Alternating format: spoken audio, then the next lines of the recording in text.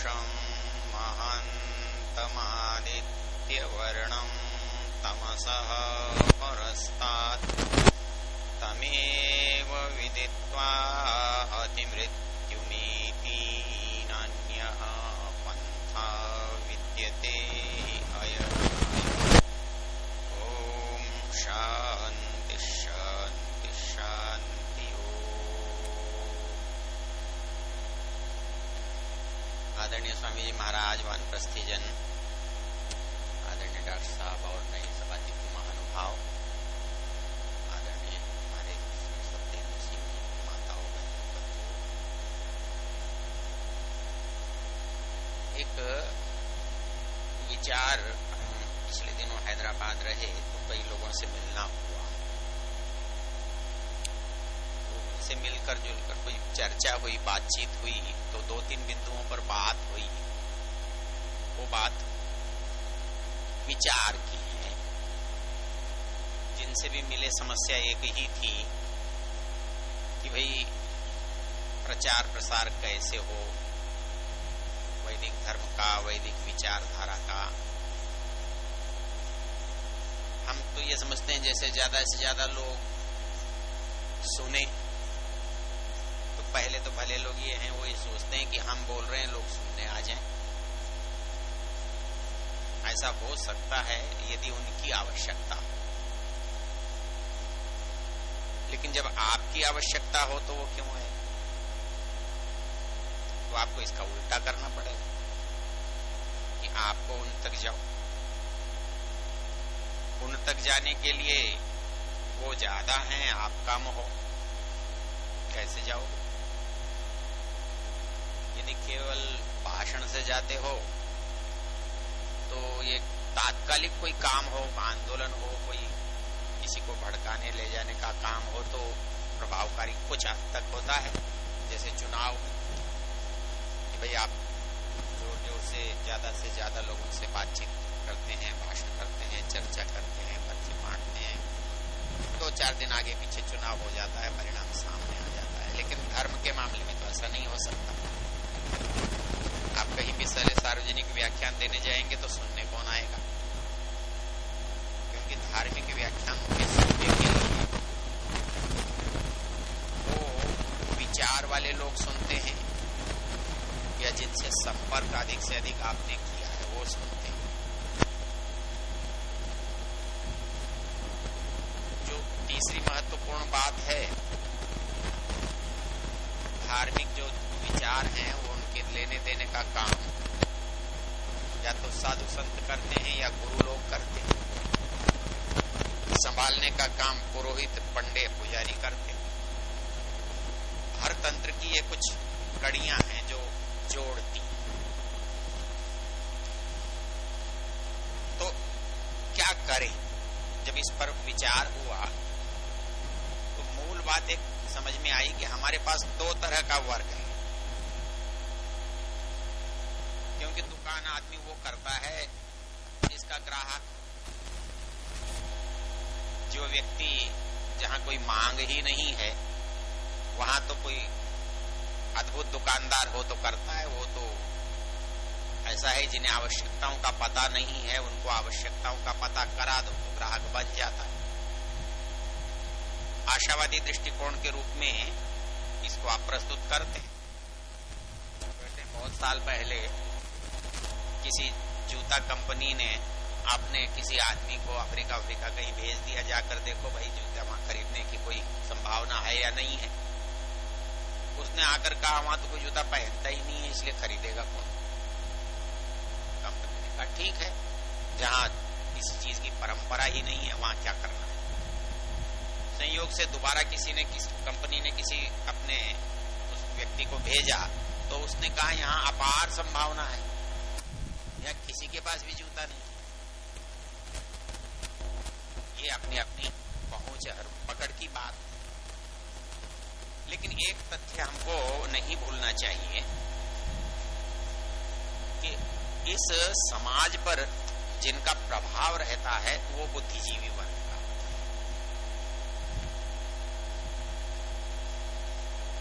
यद यद आचरति श्रेष्ठ, एव इतरो जन स यत् प्रमाणम कुरुते लोकस्तदनुवर्तते।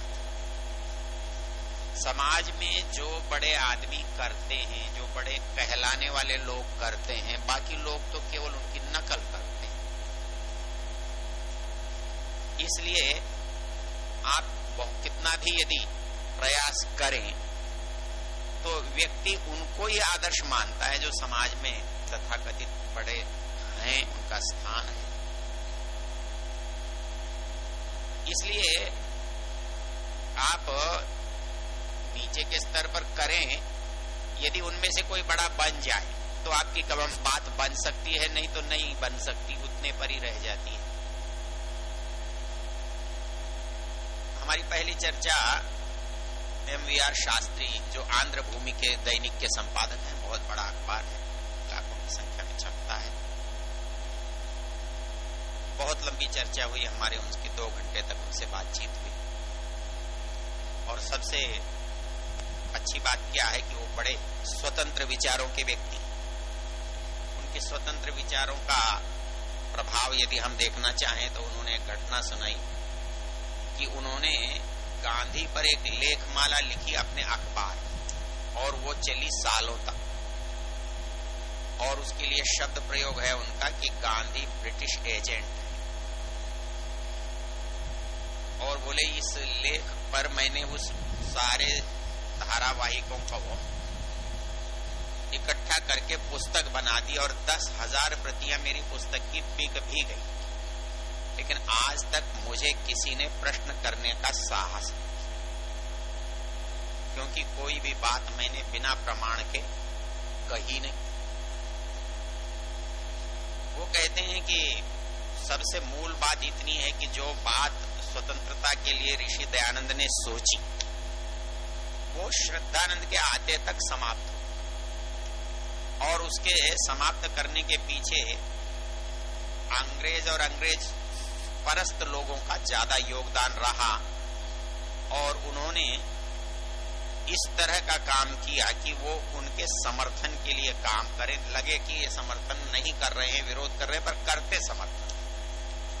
वो कहने लगे कि महात्मा गांधी को कभी अंग्रेजों ने कष्ट नहीं दिया, जहां भी जेल में रखा बड़ी सुविधाजनक स्थिति में रखा,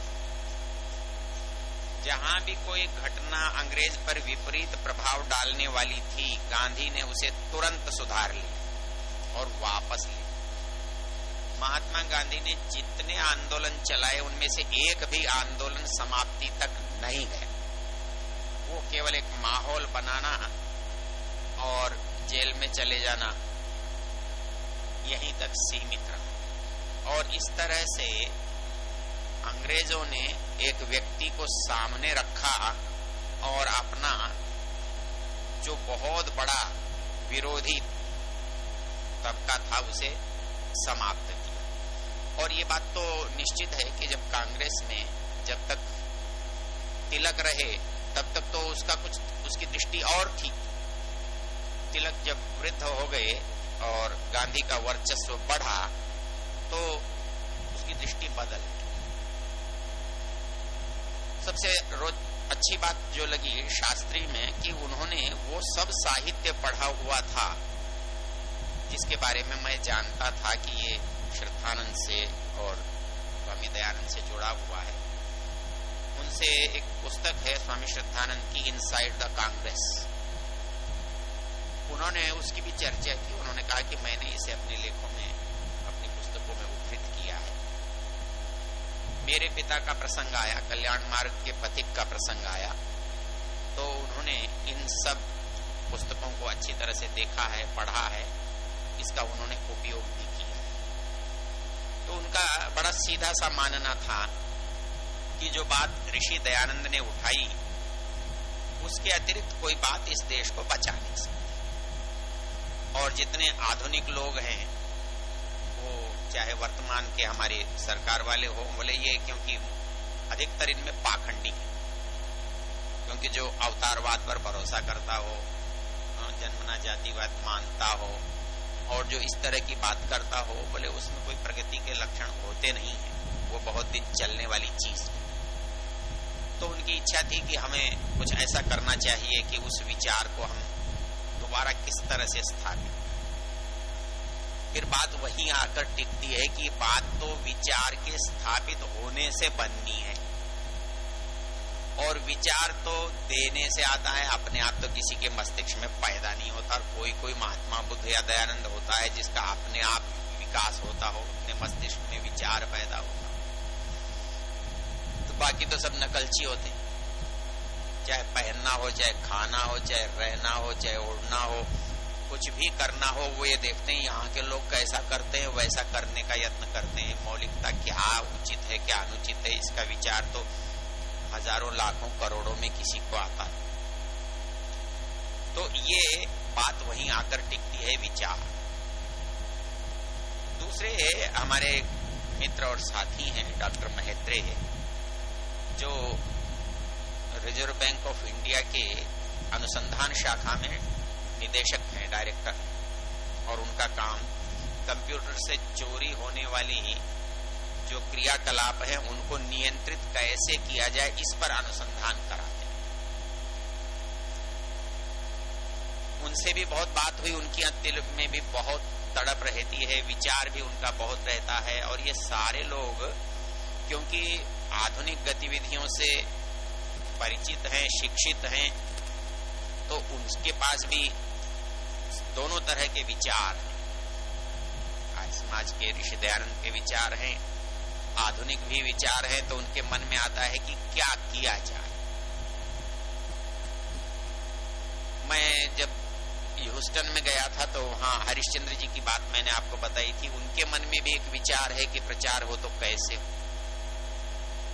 उनका विचार था कि बहुत जो आधुनिक लोग हैं, बहुत बुद्धिजीवी लोग हैं, उनके संपर्क करने से ही बात बनती है, क्योंकि विचार उनको ही देना। जो समाजशास्त्री और राजनीति शास्त्र वाले अध्ययन करते हैं वो भी एक बात कहते हैं कि समाज को यदि 3% लोग आपके विचार से प्रभावित हैं या अनुकूल हैं तो बहुत भारी प्रभाव और काम आप समाज में कर सकते हैं। लेकिन ये जब आप यूं सोचते हो ना 3%, तो ये 3% वो नहीं होंगे जो बुद्धिजीवी नहीं, जो शिक्षित नहीं है, जिनके पास सोचने की योग्यता नहीं है। उनको आप यदि गिन भी लोगे तो आप बहुत बड़ा मेला कर सकते हो, लेकिन प्रभावित नहीं कर सकते। कुल मिला के जो बात समझ में आई वो ये आई कि आपको बात करनी है तो बुद्धिजीवियों से करनी है। अब कैसे करो? आर्य समाज के चलने में और चलते चलते रुक जाने में जो अंतर है वो क्या? आर्य समाज चला इसलिए नहीं चला कि वो उस समय के लोगों के साथ उन्होंने कुछ नई बात की। नई बात नहीं थी, नई होने के अतिरिक्त सबसे बड़ी बात थी, बड़ी बौद्धिक और तार्किक बात थी। वो इसलिए स्वीकार्य हुई कि वो बुद्धिजीवियों को लगा कि ये जो कह रहे हैं वो ठीक ही तो कह रहे हैं, और ये जो ठीक कह रहे हैं ये जब तक हमारे पास जीवित रहा तब तक हमारी प्रगति में कोई कमी नहीं, भरपूर रही। लेकिन फिर हम क्या समझते हैं कि शायद शरीर और विचार में कभी कभी हम शरीर को ही महत्वपूर्ण मान लेते हैं। किसी मंदिर में मूर्ति की जगह दरवाजे पर ही माथा लगाकर चलने में भरोसा कर लेते हैं, तो फिर वो बात हमारी, आप कहते रहिए हम हैं, लेकिन बात बनती नहीं है। ये चर्चा मैंने हैदराबाद में एक संदर्भ में की थी, हमारे सत्या रेड्डी जी को याद किया तो वो आ गए हमसे मिलने के लिए। और सत्या रेड्डी ऐसे व्यक्ति हैं जिन्होंने विज्ञान वेदिका के नाम से एक अनुसंधान संस्थान बनाया हुआ है। मेरठ में भी उन्होंने एक कार्यक्रम किया था शास्त्री नगर में, तब हम आए थे वहीं।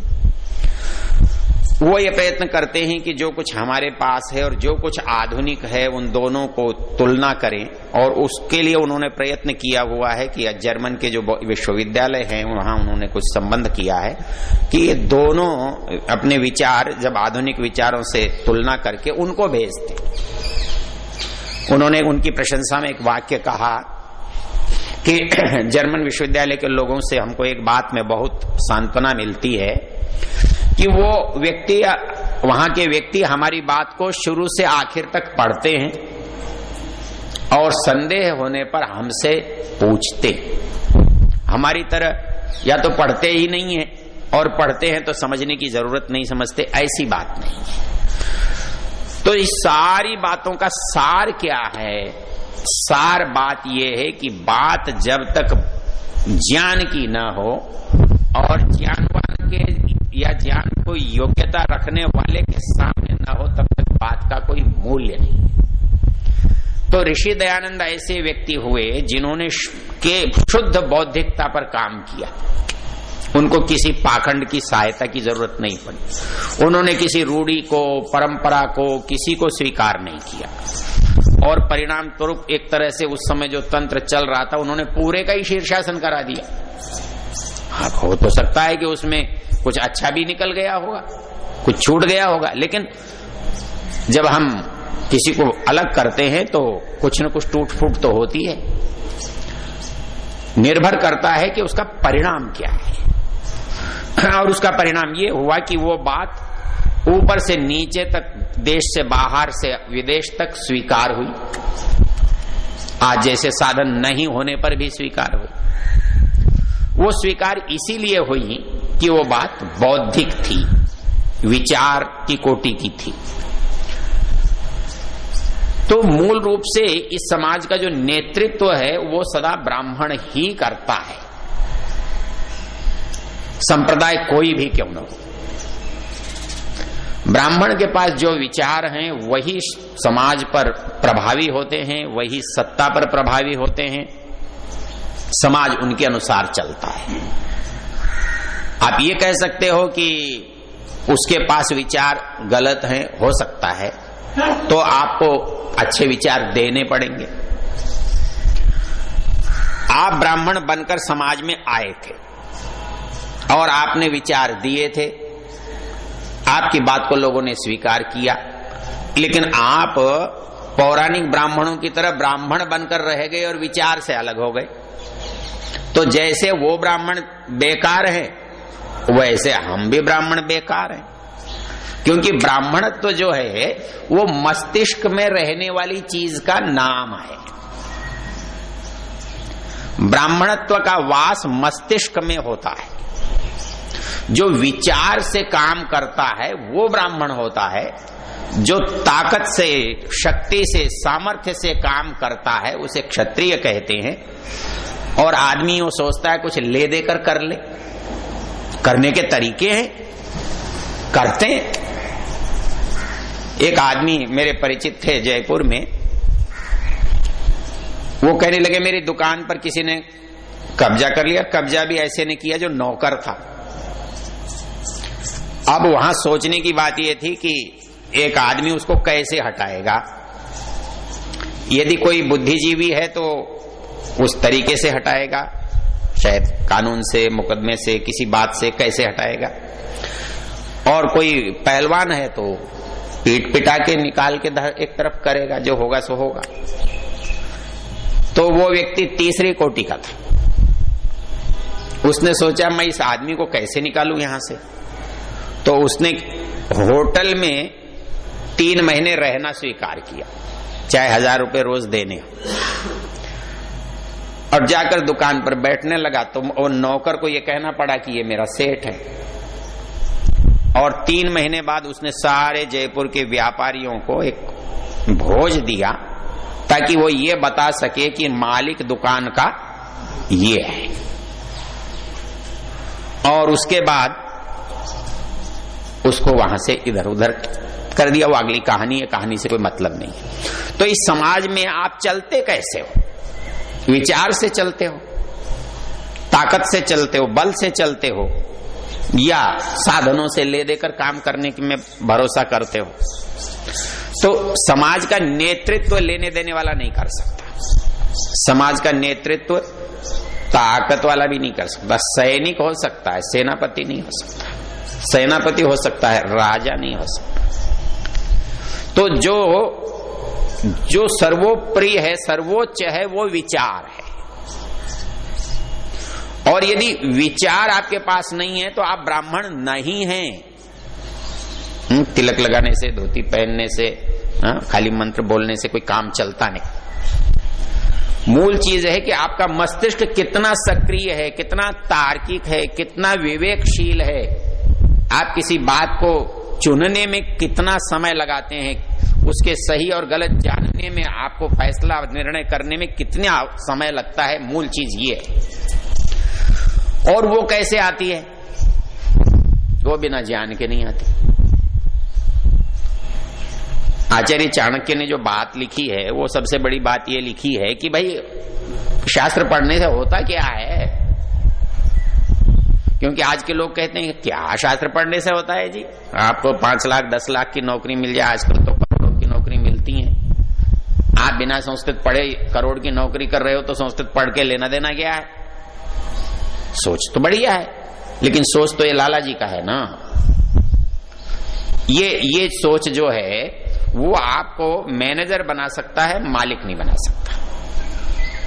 आप किसी के नौकर हो सकते हैं, किसी के निर्देश पर काम कर सकते हैं, आप मालिक नहीं हो सकते। मालिक चाहे परचूनी की दुकान का ही क्यों ना हो, वो सेठ है। और कंपनी का मैनेजर जो है वो नौकर है। उसकी मानसिकता का अंतर है। तो शास्त्र जो है वो मनुष्य के अंदर विचार पैदा करता है, और विचार के अंदर मौलिकता होती है, और स्वामी तो कुछ नहीं है। अपना विवेक, अपना निर्णय, अपनी बात, उस पर अपनी मोहर, यही इसी का नाम स्वामित्व है। और स्वामित्व होता क्या है? मैं जो कह रहा हूं ये है, ये ठीक है, मैं यही मानूंगा, यही करूंगा, यही सबसे अच्छा है, मेरे स्वामित्व का यही सबसे बड़ा प्रमाण है। आप पाणिनि के शब्दों में तो क्या कहते हैं? स्वतंत्र कर्ता। दुनिया में स्वतंत्रता किसी के पास होती है तो स्वामी के पास होती है, मालिक के पास होती है। और इसलिए आप सबसे बड़े मालिक को राजा कहते हैं, और कुछ तो उसमें है नहीं सिवाय इसके कि वो स्वामित्व है उसके पास। तो जो स्वामित्व है वो कर्तृत्व का आधार है, और उसके स्वामित्व का सबसे बड़ा गुण है उसकी स्वतंत्रता, उसकी मौलिकता। और ये स्वतंत्रता और मौलिकता टिकने वाली कब होती है? जब आपके पास एक बहुत अच्छा विचार का आधार हो, आप उसको मजबूती से पकड़ सकते हो, उस पर ठहर सकते हो। तो इसलिए आचार्य चाणक्य कहते हैं कि आपको शास्त्र पढ़ने से मिलता क्या है? तो कहते हैं शास्त्र पढ़ने से व्यसने अभ्युदय च बुद्धिम आसादयति। आदमी दुनिया में दुख होता है, शोक होता है, समस्या होती है, आदमी प्रसन्नता में भी बेवकूफ बनता है और वैसे भी बन जाता है। तो वो कहते हैं कि व्यसने अभ्युदय से बुद्धिम अवस्थापयति। व्यक्ति यदि ज्ञानवान है, विवेकवान है, तो परिस्थितियों से प्रभावित नहीं होता। बुद्धिम अवस्थापयति, मस्तिष्क को स्थिर रखता है, चलायमान नहीं होता, चंचल नहीं होता। क्यों कि चंचलता अधीरता का दूसरा नाम है। चंचलता धैर्यहीनता, अस्थिरता का ही पर्याय है। और यदि एक बार भी आप हिलते हो तो आप ध्यान में तो नहीं कहलाओगे। तो ये बिना हिले रहना, ये आपकी स्थिरता का प्रतीक है, पहचान है। यही हाल विचारों के साथ भी है। आपके विचार इतने दृढ़ हों तो ये कहता है ये कैसे होंगे कि जब आपके पास शास्त्र होगा। व्यसने अभ्युदय च बुद्धिम आप स्थापयति। और दूसरी बात वो ये कहता है वाक्य या वैशारद्यम आपादयति। अर्थात मनुष्य जब ज्ञानवान होता है तो निर्णय लेने में, बोलने में और करने में, तीनों में, बोलने में, निर्णय लेने में, करने में समर्थ होता है। तो ये कहता है कि ये जो सामर्थ्य है वो कि जिससे पैदा होता है, और ये सामर्थ्य सबसे अधिक किसमें होता है और किसमें होना चाहिए? वो ब्राह्मण में होना चाहिए, और या उसको ही ब्राह्मण कहते हैं। इसलिए यदि आज हम कोई बात बुद्धि से कह रहे हैं, उचित अनुचित की कह रहे हैं, तो हम ब्राह्मण हैं। हम देख रहे हैं कि हानि और लाभ के लिए कर रहे हैं, तो हम व्यवसायी हैं। हम न्याय अन्याय की बात के लिए कर रहे हैं, तो इसको देना इसको नहीं देना है, तो हम उसके मध्य में हैं, क्षत्रिय हैं। तो मूल चीज क्या है कि ऋषि दयानंद ने इस समाज को ब्राह्मणत्व दिया था, और उस ब्राह्मणत्व को हमने जब तक रखा तब तक समाज में वर्चस्व रहा। और आज भी यदि आवश्यकता है तो न तो भवन की आवश्यकता है, न दूसरे किसी तंत्र मंत्र की आवश्यकता है, और आवश्यकता है तो केवल इसमें ब्राह्मणत्व के लाने की आवश्यकता है। और ब्राह्मणत्व का लाना बिना ज्ञान के होता नहीं, बिना शास्त्र के होता नहीं, बिना विवेक के होता नहीं। इसलिए आप कुछ भी करें, आप वो नहीं बन सकते। इसका प्रकार क्या हो बनने का? तो एक अच्छा प्रयोग जो स्वामी श्रद्धानंद जी महाराष्ट्र में करते रहे, उन्हीं से एक बार एक प्रश्न किया कि महाराज ये आर्य समाज का काम यदि हम बढ़ाना चाहें तो कैसे करें? तो आप कहते हैं प्रचार करने जाना चाहिए, ये होना चाहिए, वो होना चाहिए। उन्होंने कहा ये नहीं, क्या होना चाहिए? बोले ये जितने बुद्धिमान व्यक्ति इस देश में रहते हैं, कम से कम 10-20 वर्ष आप उनसे संपर्क करो और उनको अपनी बात समझाओ। अपने विद्यार्थियों को तो मैं कई बार बता भी चुका हूं कि उनका काम करने का प्रकार भी यही था। वो कॉलेज के प्रथम वर्ष के विद्यार्थी को पकड़ते थे और उसको पकड़ते थे जिसके अंक प्रथम श्रेणी के हैं,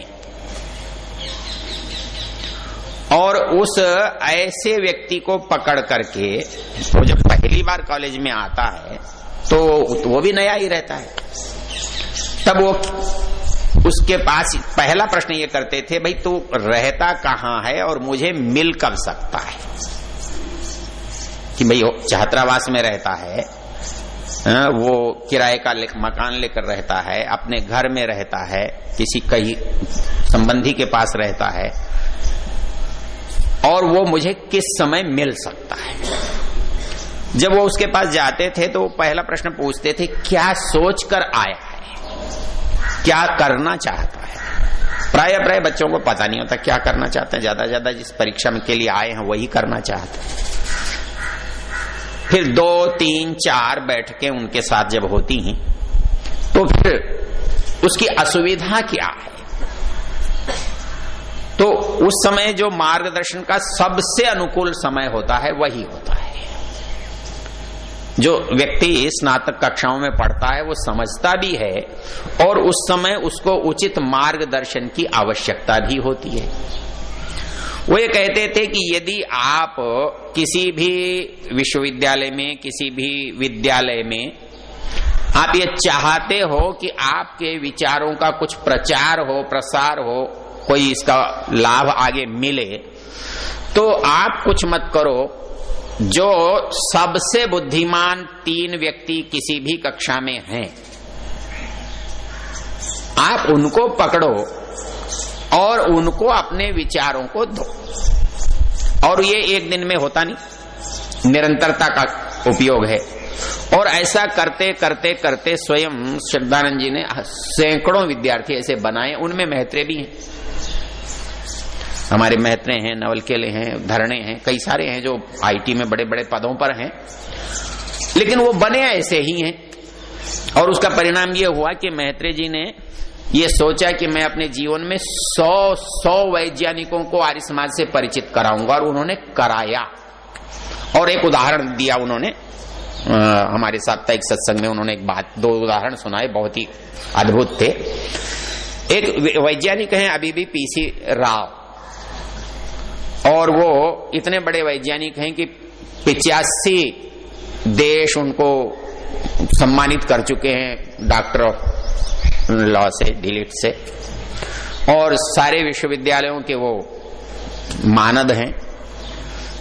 और जब वो कभी विदेश में रहते थे तो मनमोहन सिंह ने उनके मार्गदर्शन में शोध किया था।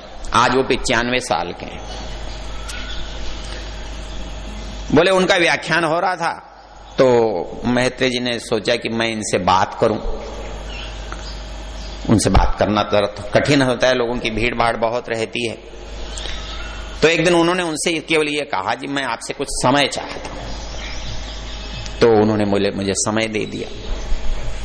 वो अपने सारे सिद्धांत समझा रहे थे, सृष्टि के बनने के, इसके उसके क्या थे वो, क्योंकि स्टैटिक्स के आदमी हैं। बोले मैं उनके पास गया और अपना कंप्यूटर लेकर गया, लैपटॉप लेकर गया, और उनको मैंने अपना संकल्प, अपने सांख्य वैशेषिक के सिद्धांत और ये बहुत सारी बातें उनको आधा घंटे का एक व्याख्यान उस लैपटॉप के माध्यम से उनको दिया। बोले मुझे बड़ा विचित्र लगा कि उस आदमी ने कोई टिप्पणी नहीं की, लेकिन चलो, बोले मुझे ये संतोष रहा कि मैंने उनको बोला।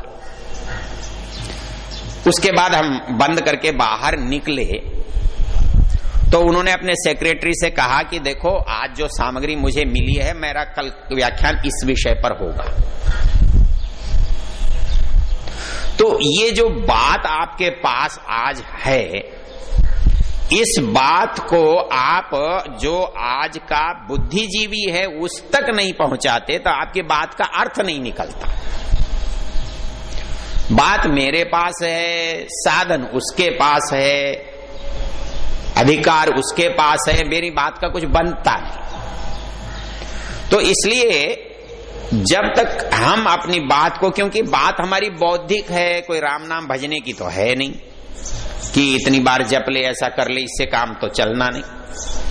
आप बात करते हो उचित की, अनुचित की, धर्म की, अधर्म की, न्याय की, अन्याय की, स्वतंत्रता की, दासता की।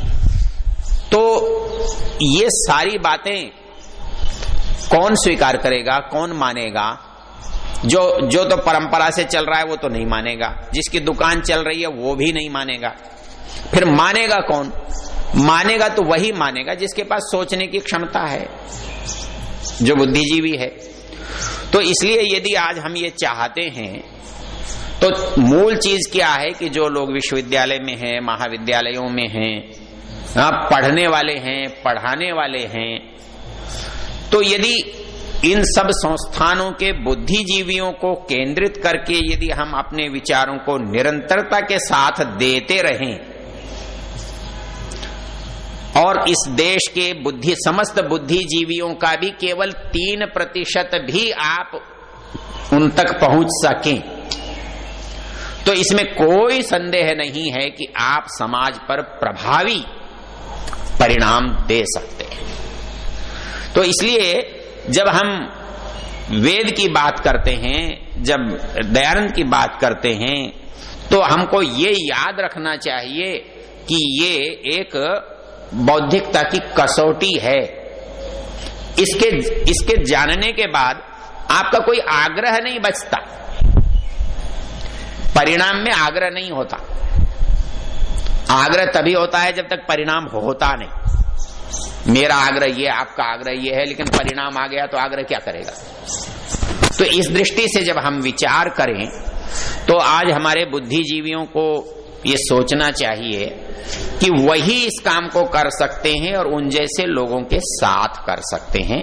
तो हमारा जो पुराना तंत्र है, ये पुराना तंत्र नए तंत्र के साथ जब तक सामंजस्य बैठा करके अपने विचारों को उनमें संक्रमित नहीं करेगा, उन तक नहीं पहुंचाएगा, तो इनका महत्व उनको पता नहीं लगेगा और उसका कोई अर्थ नहीं निकलेगा।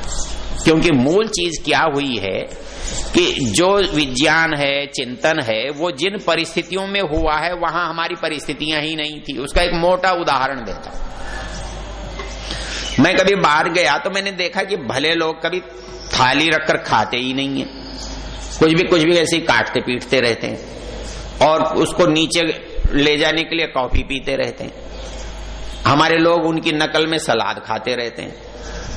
मैंने कहा भले आदमी, उनके इलाके में खाने का कोई विचार ही नहीं है, कोई विधि ही नहीं है, उनके पास कुछ होता ही नहीं है।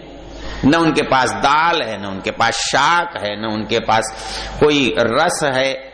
तो वो तो गटकने के लिए कोका कोला ही पी सकते हैं और तो कोई तरीका उनके पास है नहीं।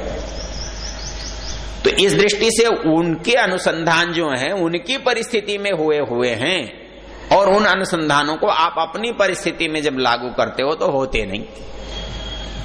तो इस दृष्टि से जितना ज्ञान विज्ञान हमारा है वो हमारी इन परिस्थितियों से पैदा हुआ है, और वहां की परिस्थितियों से जो हुआ है, जो उन्होंने किया है, उससे उसका कोई तालमेल बैठेगा नहीं। ऐसी स्थिति में हमारे लोगों को यदि इस ज्ञान विज्ञान का परिचय मिलता है किसी भी क्षेत्र में, इतिहास में, संस्कृति में, साहित्य में, वास्तविक विज्ञान में, तो ये जो इसकी श्रेष्ठता है वो श्रेष्ठ लोगों के द्वारा प्रमाणित हो सकती है। तो हमारा जो प्रयत्न होना चाहिए वो ये होना चाहिए कि इस श्रेष्ठता को हम पहले जानें, उसे स्वीकार करें और इसको उन बुद्धिमान लोगों तक पहुंचाने का प्रयास करें जो इस समाज का नेतृत्व करते हैं, इस समाज का मार्गदर्शन करते हैं। तो यदि ये बात हम कर सकें तो आर्य समाज का, ऋषि दयानंद का जो ब्राह्मणत्व है, जो श्रेष्ठता है, जो वैचारिक योग्यता है, उसको हम जीवित रह सकते हैं। और समाज पर शासन करना है, समाज का मार्गदर्शन करना है, तो हर परिस्थिति में आपको ब्राह्मण तो बनना ही होगा। और आज का ब्राह्मण विश्वविद्यालय में रहता है, आज का ब्राह्मण महाविद्यालय में रहता है, आज का ब्राह्मण विद्यालय में रहता है, पढ़ने पढ़ाने के क्षेत्र में रहता है, अनुसंधान के क्षेत्र में रहता है। वहां तक आपका भी ज्ञान विज्ञान पहुंचे तब आपकी बात बन सकती है। ये छोटी सी चर्चा मैंने आपके सामने की। अपनी बात को विराम देता हूं। और जिन लोगों का भी आज यहाँ जन्मदिन था, भाई तेरा भी बहुत बहुत आशीर्वाद है आज, और डॉक्टर साहब के भी आज बहुत बहुत धन्यवाद है। आप पधारे, आप जब यहाँ होते हैं पधारते हैं और इनके